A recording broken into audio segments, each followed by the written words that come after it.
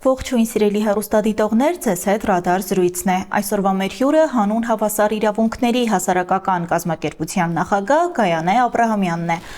Ողջույն Տիկին Աբրահամյան, շնորհակալ եմ շատ մեծ հյուրընկալվելու համար։ Ես եմ շնորհակալ։ Սկսենք վերջին իրադարձություններից։ Երեկ Մոսկվայում կայացել է Նիկոլ Փաշինյանի եւ Վլադիմիր Պուտինի հանդիպումը։ Ռուսաստանի նախագահը անդրադարձել է Հայաստանի ներքաղաքական վիճակին, հայտնել է, որ ցանկալի կլիներ, որ բոլոր քաղաքական ուժերը մասնակցեին ներքաղաքական գործընթացներին ընտրությունների ժամանակ։ Նաեւ խոսել է անազատության մեջ գտնվող Ռուսաստանի քաղաքացիների մասին, ենթադրվում է Սամվել Կարապետյանի մասին։ Ինչպես կմեկնաբանեք սա։ Նախ այդ շեշտադրումը շատ հետաքրքիր է եւ այստեղ երկու պատճառ կարող է դրա համար լինել։ Մեկը իհարկե այն է, որ հավանաբար սխալ են տեղեկացրել, որ եւ որովհետեւ մեր ներքաղաքական տարբեր դերակատարներ, հատկապես ինչպես նաեւ Պուտինը շեշտադրեց եւ այս առումով բացեց նաեւ ներքաղաքական տարբեր դերակատարների խաղաքարտերը, որոնք հաճախ նաեւ փակ են պահվում, որովհետեւ այդպես ուղիղ որևէ մեկը չի ասում ռուսական բան կամ մենք պրոռուսական ենք եւ այլը, որտեվ փորձում են այնուամենայնիվ մանևրել, հասկանալով հանրային տրամադրությունները մեծ հաշվով, բայց հետաքրքիր այդպես բան ասվեց Պուտինի կողմից, որ մենք աջակցում, այսինքն պրոռուսական ուժեր կան, որոնք պետք է մասնակցեն ընտրություններին, լավ կլինի, որ նա մասնակցեն քաղաքական ներքաղաքական process-ներին, բայց շեշտադրումը նաև այն էր, որ իրենք ունեն ռուսական անձնագիր։ Ընդ որում այստեղ մեկ այլ շեշտադրում եւս կար, որ երբ ասում էր, շեշտում էր անձնագրի Ռուսաստանի քաղաքացիությունը, դրան նախորդել էր նաև ասում էր, որ իրենք ձերբակալված է դերակատարներից մեկը, բայց ունի Ռուսաստանի քաղաքացիություն։ Այդտեղ տպավորությունը, որ երևի եթե Ռուսաստանի քաղաքացիությունն է, ինքը չպետք է ձերբակալվեր, հա, այսինքն եթե որևէ ցանկացած մեկը Ռուսաստանի քաղաքացիություն ունեցող անձը Հայաստանի Հանրապետությունում հանցագործություն է դիցուք, հա, որևէ մեկը հանցագործություն է իրականացնում, ենթադրվում է, որ չպետք է ձերբակալվի, ենթադրվում է, որ որևէ դատական process չպետք է այդտեղ տեղի ունենա։ Դա շատ այդպես ոչ միանշանակ էր եւ ես ենթադրում եմ, որ այդտեղ կարող է նաեւ ուրիշ հող է նախապատրաստվում նաեւ իրեն գուցե հանձնեք մեզ, եթե խնդիր կա եւ այլ էքստրադիցիայի ինչ-որ բաներ։ Բայց այստեղ շատ հետաքրքիր նաև մոտեցում էր հենց որ ներքաղաքական process-ներին պիտի մասնակցեն բոլորը։ Խիստ այդպես անտրամաբանական է, որ տեղեկացված չէր, բայց չենք կարող բացառել, որովհետև կարող է նաև սխալ տեղեկացված լինի, որովհետև այնուամենայնիվ քաղաքական դաշտում տարբեր դերակատարների այդպես ներքին մրցակցությունը, որ հենց իրենք լինեն Ռուսաստանի կողմից աջակցվող թեկնածուն, որտեղ նաև ունենք այդ մի քանի այսպես ներքաղաքական ներկապնակում ունենք դերակատարներ, չի բացառված, որ նաև հենց Սամվել Կարապետյանի ուժի կողմից ներկայացվել է, որ այս խնդիրը մենք կլուծենք։ Բայց նաև չենք կարող բացառել մեկ այլ այստեղ կոնոտացիա, չնայած տոնայնությունը շատ այդպես մի քիչ մտերմիկ էր, ընկերական էր եւ այլն, բայց չի բացառված, որ նաև ինչ որ ձևով այդպես գուբերնիայի կայսերեի տիրույթից էր ասում ծայրագավառին, որ հա ինչ կա մի կողմ դրեք ձեր այդպես օրենքները, սահմանադրությունը եւ բոլորը պետք է մասնակցեն անկախ նրանց ինչ քաղաքացիություն ունեն, որտեղ էլի այդ համատեքստում շեշտել է, որ ունեն ուրիշ քաղաքացիություն, շատ տարօրինակ էր։ Այսինքն այս երկուսից որևէ մեկը չենք կարող բացառել, բայց նաև չեն հասկանալի չի, որ որքանով իսկապես հնարավոր էր տեղեկացված չլինելը։ Այնպես որ սա շատ մտահոգիչ է այն տեսանկյունից, որ արդյոք այս աստիճանի դեռևս չեն ընկալում, որ Հայաստանում այնուամենայնիվ օրենքներ կան եւ այդ օրենքները գործում են, եւ այս դեպքում մեր հասարակությունը շատ ավելի հստակ պիտի հասկանա, որ որևէ կերպ այս առումով ընդգրկելու խնդիր չունի։ Հայաստանի Հանրապետությունում չի կարող լինել անձը այլ քաղաքացիություն ունեցող մասնակցել ընտրություններին, որպես ընտրվել, մասնակցել ընտրություններին եւ ընտրվելու իրավունք ունենալ։ Սա ուղղակի պետք է հստակ հասկանանք, որ դա պետք է բացառել եւ բացառված է սահմանադրությամբ։ Այսօր Նիկոլ Փաշինյանն էլ դրա մասին անդրադարձել իր ճեպազրույցում, հայտարարել է, որ Վլադիմիր Պուտինը ուզենայել չի կարող այդքան մանրամասների մեջ մտնել, գուցե իրեն տեղյակ չեն պահել, բայց Հայաստանում վարչապետ կարող է ընտրվել միայն Հայաստանի քաղաքացիություն ունեցող անձը ու ըստ նրա ասում է, նա ինչու պետք է ուսումնասիրել Հայաստանի սահմանադրությունը ու նրա օրենքները։ Գիտեք, բայց ինձ թվում է այստեղ միայն ուսումնասիրելու հարց չի, որովհետև սա թերևս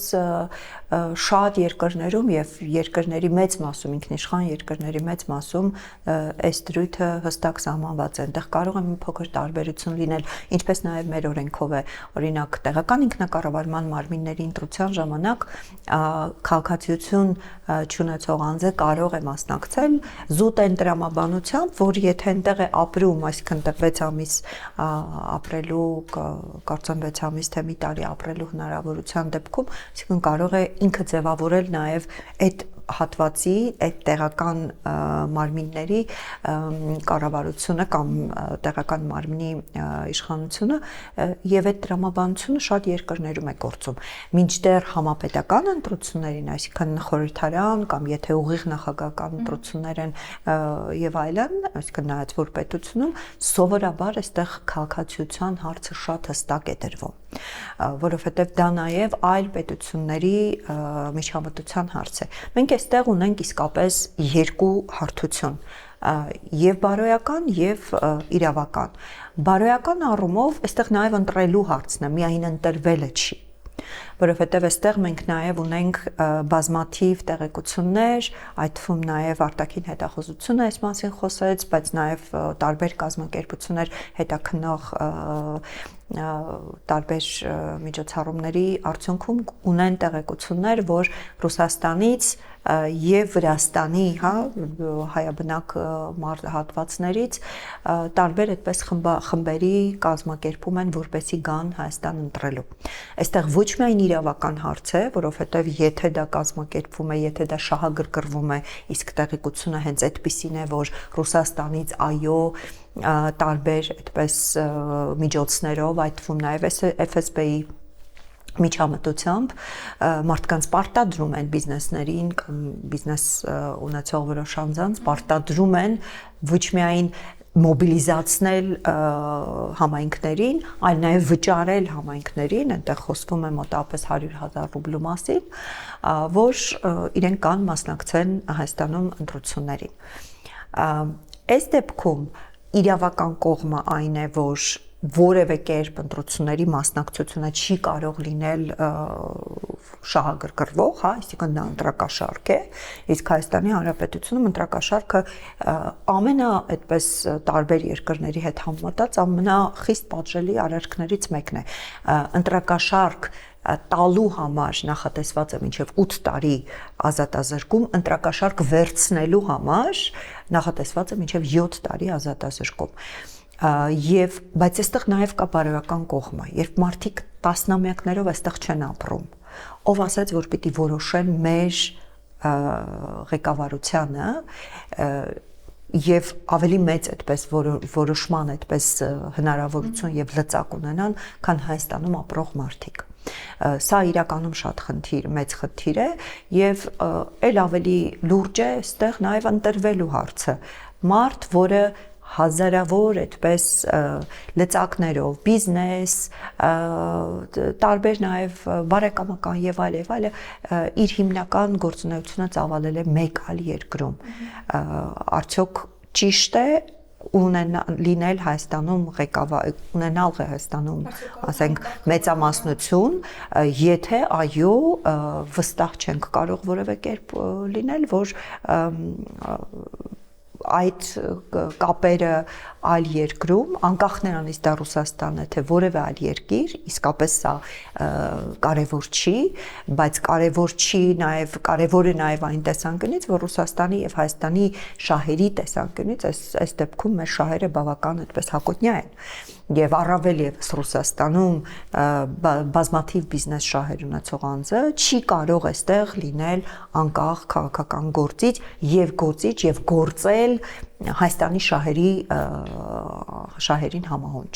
այսինքն գործունեությունը չի կարող բխել բացառապես Հայաստանի շահերից։ Ռուսաստանը այնուամենայնիվ այսքանից հետո կարող է խառնվել ընտրություններին ոչ բացահայտ անտեսանելիորեն։ Դե այդ անտեսանելին հիմնականում այդ հիբրիդային սպառնալիքներն են, որի մասին անընդհատ խոսվում է, որի այդպես զավեշտալի դարձնելը եւ անլրջացնելը որպես գործիքակազմ եւս կարելի է ասել հիբրիդային սպառնալիքի մի մաս է, որովհետեւ դա եւս մեթոդ է այդ խնդիրը որպես այդպեսին չեզոքացնելու։ Մինչդեռ խնդիրը իսկապես բավական լուրջ է եւ մենք տեսանք ինչպես Զախարովան այդպես ցինիզմի վառ դրսևորմամբ առաջարկում էր, որ կարող են աջակցել Հայաստանին, մինչդեռ այս պահին ընդ որում դա տեսանելի է ոչ միայն ապատեղեկատվական տարբեր հոսքերի միջոցով, որովհետև հիբրիդային սպառնալիքների մեջ բազմաթիվ գործոններ կան, բայց դրա ամենաայդպես հիմնական գործիքակազմը ապատեղեկատվությունն է, մարդկանց տրամադրությունների, մտաշահարկումների միջոցով մարդկանց այդպես կարծիքի վրա ազդելը եւ դա արվում է տարիներ շարունակ, այսինքն դա այդպես մեկօրյա գործողություն չի, ընդ որում արդեն անցած տարվա ապրիլից տարբեր բոտային հարձակումների տեսանկյունից, իսկ դրանք հստակ մեխանիզմներ են, ռուսական Matryoshka բոտային համակարգն է, Storm 15-16 բոտային համակարգերը, այդ doppelganger մեթոդներն են, այսինքն դրանք կոնկրետ կիբեր նաև բոտային ծրագրային տարբեր միջոցառումներ են եւ գործիքակազմեր են, որոնք արդեն անցած տարվա ապրիլից ակտիվորեն աշխատում էին մեր ուղղությամբ եւ սա միայն մեր մասնագետները չէ որ տեսնում են, սա նաեւ դրսից շատ մասնագետներ, որոնք նաեւ Ուկրաինայի եւ Մոլդովայի տարբեր գործընթացներ ապատեղեկատվական հոսքերի տեսանկյունից վերահսկում են, այնտեղից էին մեզ զգուշացնում, որ գիտեք ոնց որ ձեր դեպի ձեզ բավական լուրջ հոսք է տեղի ունենում եւ մենք տեսնում ենք նաեւ ապատեղեկատվական տարբեր տեղեկություններ, երբ որ արդեն ներմուծվում էին մեր դաշտ, մեդիա դաշտ, այսինքն ինչպես այսպես ասած օրինակ Matryoshka-ն աշխատում, իրենց տարբեր այդպես Telegram ալիքներով սուտ լուրերը տարածում են, ընդ որում կարա լինի սուտ, կարա լինի մանիպուլատիվ, ինչպես օրինակ ասենք Ալիևի վերջին հարցազրույցներ, որը 2022-ի հարցազրույց էր, բայց հիմա տարածվում էր որպես նոր մի բան, որ էլի հանրության մեջ այդպես այդ տագնապը մեծացնեն եւ այլ, այսինքն սա հիբրիդային սպառնալիքի ընդամենը մի գործիքն է, բայց մենք չենք կարող բացառել մյուս գործիքները, որ շատ ավելի վտանգավոր կարող են լինել։ Օվերչուկի հայտարարությունը հիբրիդային սպառնալիքի մեկ այլ գործիք է, տնտեսական ճնշման գործիք է, որ երբ որ անդադ ինքը սպառնում է, որ եթե այլ կերպ ինչ-որ բան որոշեք, դեպի Եվրամիություն գնաք եւ այլն, մենք էլ մեր բիզնեսները այստեղ կճնշենք եւ այլ, ատոմակայան, գազ, ընդ որում Պուտինի կողմից գազի հիշեցումը, գազի գնի հիշեցումը էլի բոլորովին պատահական չէր, սա եւս էլի սպառնալիքի չնայած շատ մեղմ էր ասվում կամ տենց հպանցիկ էր ասվում, որ իբրև թե տեսեք ինչքան դուք պիտի շնորհակալ լինեք, որ մենք Եվրոպային գազը վաճառում ենք 600 եվրոյով, իսկ ձեզ ընդամենը 300 ներողություն, իսկ ձեզ ընդամենը 116, մինչդեռ նույն ռուս գազարտը, որը այստեղ բավական մեծ մարժա է կիրառում սահմանին, մեծ հաշվով մեր սպառողին այդ նույն գազը հասնում է 300 եվրոյից ոչ պակաս։ Այսինքն ստացվում է, որ այն գումարն էլ, որ էլի մեզնից վերցնում են, միևնույն է էլի իրենք դնում են իրենց գրպանը։ Եթե մինչև 2007-8 թվականները, երբ դեռ մենք 20% ունեինք ռուս գազարտում գոնե այդ մարժայի ինչ որ հատված գնում էր Հայաստանի Հանրապետության բյուջե, հիմա դա էլ չի գնում։ Այսինքն մենք ստանում ենք իրականում, երբ որ Պուտինը ասում է 116 եվրո, մենք իրականում ստանում ենք 300 ավել, հա 320 եվրոից ավել է գալիս ընդհանուր առմամբ այդ մարժան մեջը դիտարկելով։ Սա եւս հերթական մանիպուլյացիան է։ Եվրամիությունն էլ հայտարարել է, որ ապրիլի սկզբին փորձագետների 9-ից 14 հոգանոց խումբ կուղարկի Հայաստան դիմակայելու հիբրիդային սպառնալիքներին եւ օտարերկրյա տեղեկատվական մանիպուլյացիաներին։ Ըստ էս սա ինչի մասին է։ Տեսեք, ընդհանրապես, երբ հատկապես նախորդ տարի արդեն Եվրամիությունը ասաց, որ հիբրիդային սպառնալիքների դեմ պայքարում իրենք աջակից են լինելու, մեր ներքաղաքական դաշտը այդպես ալեկոծվեց, ասելով, որ սա այդպես ներգործություն է մեր ներքաղաքական process եւ այլ, ընդ որում այո, զարգացան հատկապես եւ այդպես աղմուկ են հանում հատկապես այն խմբերը, որոնք մեծ հաշվով հենց այդ հիբրիդային սպառնալիքի գործիք են մեր ներսում, մեր երկրի ներսում, դրանք մեդիաներ են, որոնք տարածում են ապատեղեկատվություն եւ այլ, քաղաքական, հասարակական գործիչներ եւ այլն, որոնք այդ ռուսական կեղծ նարատիվները, կեղծ խոսույթները, որոնք մեր հանրության մեջ բազմաթիվ տարբեր այդպես հոգեշահարկման միջոցով տարբեր զգացողություններ են առաջացնում, ընդ որում դրանց հիմնական նպատակը ի վերջո Հայաստանի բնակչությանը միայն իշխանություն փոխելը չի, ի վերջո Հայաստանի բնակչությունը դատարկելն է, որովհետև երբ որ դու անընդհատ տարիներ շարունակ այդ ապատեղեկատվության, հոգեբանական ազդեցության միջոցով դու անընդհատ հատկապես սահմանամերձ համայնքներում անընդհատ մարդկանց ներարկում ես, որ դու քո երկրում պաշտպանված չես, դու քո երկրում ապահովված չես, տնտեսապես ոչինչ չես կարող, ինքնության այդպես ճգնաժամ է, թրքացում եւ այլ, այս նարատիվները մարդու ինքնապաշտպանական ռեակցիան որն է երկրից գնալը։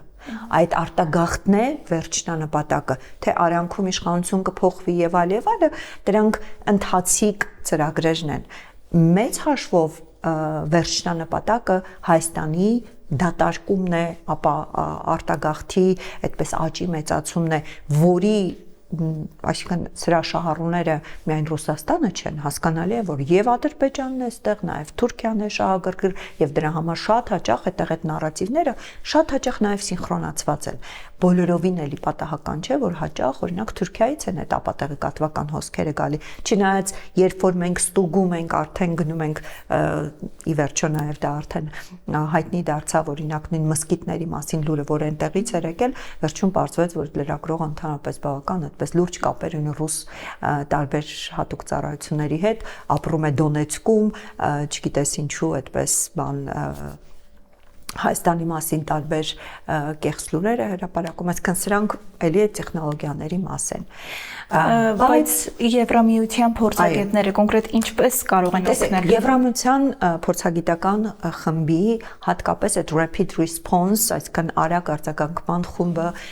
նաև ինչ կարող է ունել։ Այստեղ տեխնիկական հատկապես կիբերանվտանգության սպառնալիքներից պաշտպանությունն է, որովհետև հիբրիդային սպառնալիքի մեջ կիբերանվտանգությունը էլի կարևոր տարերից մեկն է։ Եվ օրինակ ինչ կարող է լինել ընտրություններից առաջ, ընտրությունների օրը ուղղակի կիբերհարձակում տեղի ունենա մեր ամբողջ այդ ընտրական համակարգերի վրա։ Եվ ինչը նաև նպատակն է, որի մասին անընդհատ խոսում են, ապա լեգիտիմացնել ամբողջ ընտրական համակարգը, որպեսզի հետո ասեն, դե սա ընտրություն չէր, սա կեղծված էր եւ այլ։ Ընտրացուցակների ամբողջությամբ արտահոս կարող է լինել էլի այս սերվերների անվտանգության ապահովությունը, որտեղ սրանք մասնագիտական շատ լուրջ կարողություններ են անհրաժեշտ, մի բան, որ կարողության տեսանկյունից Հայաստանը առանձնապես այդ փորձը չունի եւ կարողությունը չունի։ Օրինակ, ասենք 2023 թվականին Մեծ Բրիտանիայի նման շատ ավելի փորձառու պետություն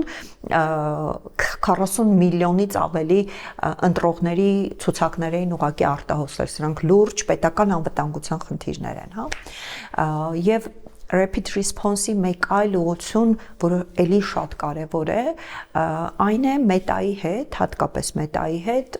համագործակցության արագացումը։ Այսինքն, եթե ապատեղեկատվական այդպես մեծ հոսք է տեղի ունենում, իսկ դա սովորաբար սոցիալական ցանցերով է տարածվում, հնարավորինս արագ այդ կանխումը իրականացնել, որտեղ Հայաստանը որպես պետություն Meta-ի հետ, Facebook, Instagram այդ ամբողջ ցանցի հետ ուղիղ համագործակցության հնարավորություն սովորաբար չի ունենում։ Դա շատ երկար աշխատանք է, որտեղ մեծ կորպորացիա է, դու այդ հասանելիությունը չունես։ Rapid response-ի եւ Եվրամիության աջակցությամբ Մոլդովայում գոնե այդ փորձը կա, այդ արագ process-ում ներգրավումը շատ արագ տեղի է ունենում։ Եվ բայց սա կարողություն է, որը մենք Եվրամիությունից ստանում ենք երկարաժամկետ, այսինքն միայն այս փորձագիտական կարճաժամկետ խումբը չի, մենք ընդհանրապես, երբ որ ասում է Եվրամիությունը այսքան միլիոն տալիս է, որպեսզի մենք ամրացնենք մեր դիմակայունությունը հիբրիդային տարբեր սպառնալիքներից, սա միայն չի նշանակում հիմա, սա շատ կարևոր նաև կարողություն է մեր պետության համար, որովհետև վաղը մենք կարող ունենանք Ադրբեջանից հիբրիդային սպառնալիքներ եւ ունենք միշտ բարբերաբար Թուրքիայից, եւ մենք այս տեսանկյունից միշտ դիմակայունությունը գոնե պետության պետական ինստիտուտի մակարդակում կարող ենք ապահովել։ Այսինքն այսպես ասած հիստերիան, որ Ռուսաստանի դեմ է ամեն ինչ, չէ, իրականում սա մեր պետության համար է արվում եւ այս տեսանկյունից շատ կարեւոր է այս աջակցությունը Եվրամիության համար կողմից։ Տիկին Աբրամյան, իսկ Մարիա Զախարովայի հայտարարությունը, որ Ռուսաստանը պատրաստ է օգնել, ինչ օգնության մասին է խոսքը, ինչ կարող է անել Ռուսաստանը։ Դե ես ասում եմ, սա իրականում ցինիկ հայտարարություն է, որտեղ Ռուսաստանը միակ բանը, որ կարող է անել, ուղղակի այդ հիբրիդային սպառնալիքները եւ այդ հարձակումները հատկապես ապատեղեկատվական կարող է չանել։ Միշտեր իրականում անում են։ Եվ անում են շատ այդպես լուրջ բանով, հա, մեծ ապատեղեկատվական հոսքերով, գործիքակազմով եւ այլը։ Այն, որ Զախարովան ասում է, մենք մեծ փորձ ունենք եւ իհարկե փորձ ունենք, ով կկասկածեր, որովհետեւ շատ լավ գիտենք, թե ինչ մեխանիզմներ ունեն, եւ այս մասով օրինակ նույն Ֆրանսիան ազգային անվտանգության իր բավական լուրջ այդպես փաստաթղթում հստակ նաեւ այդ ամբողջը ներկայացվում է, թե որտեվ միայն Հայաստանի դեմ չի դա կիրառվել, դա տարիներ շարունակ նաեւ եվրոպական տարբեր երկրների դեմ է կիրառվել, այնպես որ այո, Զախարովան ճիշտ է ասում, իրենք շատ լուրջ փորձ ունեն հիբրիդային սպառնալիքների կիրառման, բայց ոչ չեզոքացման, չնայած ընդհանրում է, որ չեզոքացման եւս կունենան, բայց քաղաքական նպատակահարմարություն եւ քաղաքական ցանկություն բնականաբար չեն ունենա մեզ այդ առումով օգնել։ Իսկ Սամվել Կարապետյանի նման գործարարները ինչ մեխանիզմներով կարող են ազդել Հայաստանի ներքաղաքական դաշտի վրա։ Ազդեցությունը շատ տարբեր կարող է լինել, այսինքն հիմա իսկ ազդում են բնականաբար ֆինանսական տարբեր բավական լուրջ այդպես հոսքերով եւ այստեղ նաեւ կուսակցությունների ֆինանսական թափանցիկության խնդիրը կա, քարոզարշավի ֆինանսական թափանցիկության խնդիրը կա, որովհետեւ հստակ օրինակ Civilnet-ը շատ լավ հետաքննություն չէ, որտեղ դրանք այդ փաստերը ըստ էության հանրային են բաց են, բայց գոնե հրապարակվել էր, որ միայն 2 ամսվա ընթացքում նույն Սամվել Կարապետյանի ուժը քաղաքական արդեն միայն գովազդի վրա սոցիալական ցանցերում 50,000 եվրոից ավելի ծախսել է։ Սրանք որևէ կերպ թափանցիկ չեն, ով է ծախսը իրականացրել, արդյոք դրանք մտնում են կուսակցական ծախսերի մեջ, որովհետև Հայաստանի Հանրապետության օրենքը այդ առումով նաև շատ խիստ է, քարոզարշավի եւ ընդհանրապես կուսակցության ֆինանսավորման տեսանկյունից որևէ մեկը չի կարող կոնկրետ գումարի կարծեմ այդտեղ 8 միլիոն էր, 8 միլիոնից ավելին չի կարող որևէ մեկին որևէ կուսակցության նվիրատվություն անել, անգամ եթե դա կուսակցության ղեկավարն է, այսինքն այս առումով բազմաթիվ խնդիրներ կան ֆինանսական ներգործությամբ։ Այստեղ ընտրակաշառքի հարցը կա եւ այս դեպքում նորից պիտի նայենք նաեւ մեր փորձը ընտրակաշառքների մինչեւ 2017-ը ահռելի այդպես բան ենք ունեցել, չէ՞, ընտրակաշառքների թիվ ենք ունեցել, բայց այստեղ ես ավելի շուտ նայում եմ օրինակ նույն Մոլդովայի փորձը, Մոլդովայի արդեն հետաքննված տարբեր գործերով մոտավորապես իրենց ռուսական օլիգարխը Իլան Շորը մոտավոր վերջին ընտրություններին նախագահական ընտրություններին 24-ի ծախսել էր ներողություն 25-ի ծախսել էր մոտ 35 միլիոնի կարգի գումար ներգրավելով 150,000-ից ավելի բնակչության ընտրակաշառք առաջարկելով, այսինքն համենայն դեպս գործերը, որ հիմա արդեն քննվում են եւ բացվել են, մոտավոր ցույց են տալիս, որ ներգրաված են եղել 150,000-ից ավելի բնակչություն։ Նախորդ տարի դրան նախորդած տարին 2024-ին արդեն իրենց հանրաքվեի ժամանակ Եվրամիության անդամակցության վերաբերյալ այնտեղ էլի մոտարապես մի քանի միլիոն, մոտապես 15 միլիոնի կարգեր ծախսվել եւ 130,000-ի ներգրավվածություն, այսինքն հիմա այս փորձը հասկանալով մենք կարող ենք տեսնել մոտավոր, որ նույն գործողությունները կարող է այստեղ նաև կիրառվեն եւ այս առումով պետք է շատ մեր իրավապահ շատ լուրջ ջանք գործադրի միայն Ռուսաստանից քաղաքացիների բերելը ինքնին արդեն ընտրակաշառքի բավական լուրջ գործ է։ Այնպես որ մեր քաղաքացիներին ուղղակի նաև հորդորում եմ, որ որևէ կերպ չմտնել այդ գործարքի մեջ, որովհետև այդ 100,000 ռուբլին, որ առաջարկում են եւ Հայաստան գալը, որ առաջարկում են, հետո կարող է իրենց վրա ուղղակի ծանր նստել, որտեղ 7 տարվա ազատազրկումը բավական լուրջ պատիժ է, որը վստահաբար չարժի որևէ տեսակի ընտրակաշառք, ոչ մի գումար չարժի նրան, որ դու գնաս հետո 7 տարի նստես, իսկ որևէ մեկը ապահովագրված չի կարող լինել, վստահ լինել, որ չի բռնվելու ինչ-որ պահի։ Շնորհակալ եմ շատ Տիկին Աբրահամյան։ Շնորհակալություն։ Այսօրվա համար այսքանը, իսկ ես հիշեցնեմ, որ մեր հյուրն էր հանուն հավասար իրավունքների հասարակական կազմակերպության նախագահ Գայանե Աբրահամյանը։